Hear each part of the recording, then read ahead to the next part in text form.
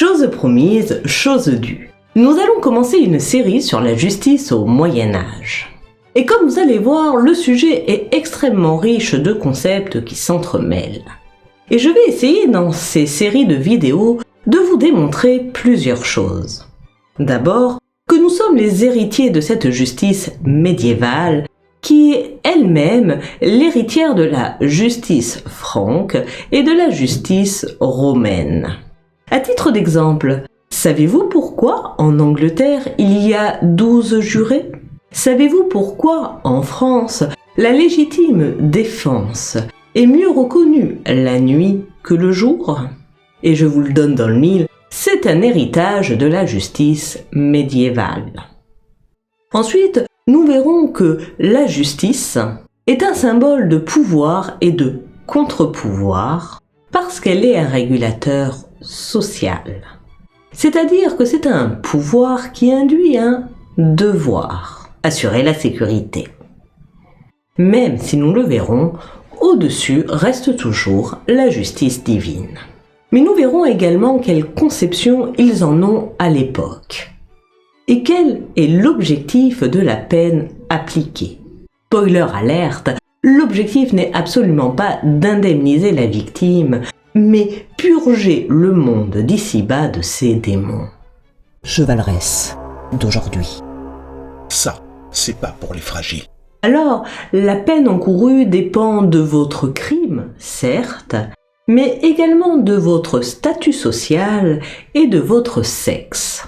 Par exemple, on aura tendance à vouloir faire disparaître les corps féminins, soit en les ensevelissant, soit en les brûlant. Si les nobles sont décapités, les voleurs sont pendus. Et je vous détaillerai l'ensemble des crimes possibles et imaginables et les peines encourues. De la simple injure, qui n'est pas si anodine que ça à l'époque, au crime de lèse-majesté. Pour autant, cette justice, à l'époque, n'est pas aveugle. Le Moyen-Âge est aussi l'époque où apparaît l'enquête criminelle, l'expertise médico-légale. L'intime conviction du juge ne va plus suffire. Il va falloir également que le coupable avoue. Mais du coup va apparaître son pendant, la mise à la question, c'est-à-dire la torture. Mais puisque la justice n'est pas aveugle, puisque son objectif est de purger la terre des démons, des éléments incurables, que faire de ces personnes qui ont été ensorcelés, qui ont été pris d'une crise de folie, de ceux qui se sont défendus. Vous verrez que le Moyen-Âge est aussi le moment où apparaît le concept d'irresponsabilité pénale. Et que si ces personnes ne sont pas dignes de mourir, il va quand même falloir trouver une solution pour les mettre hors d'état de nuire. Et une nouvelle peine va être inventée, un concept qui apparaît tardivement dans le Moyen-Âge, la prison. Et comme je vous l'ai dit au début, même si comme ça, là, comme je vous l'expose rapidement, tout cela a l'air très simple, il y a énormément de sujets qui s'entremêlent. Quand parler des bourreaux, qui sont souvent des criminels?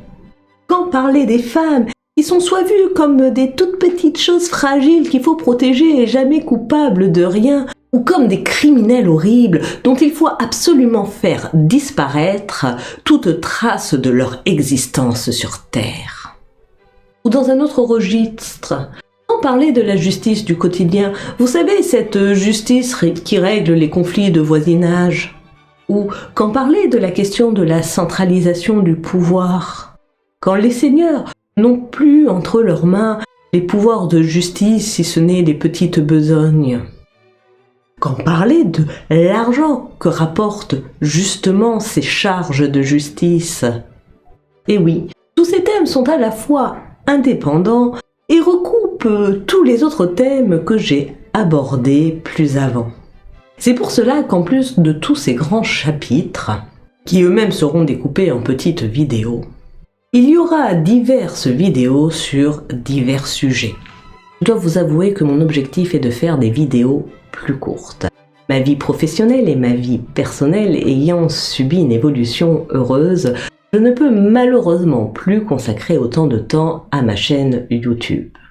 J'essaierai tout de même de produire régulièrement, alors peut-être pas toutes les semaines, des vidéos courtes. C'est toujours avec plaisir que je vous retrouverai. Et puis je sais que j'ai un public formidable qui m'a toujours suivi sur ce genre de décision et je vous remercie.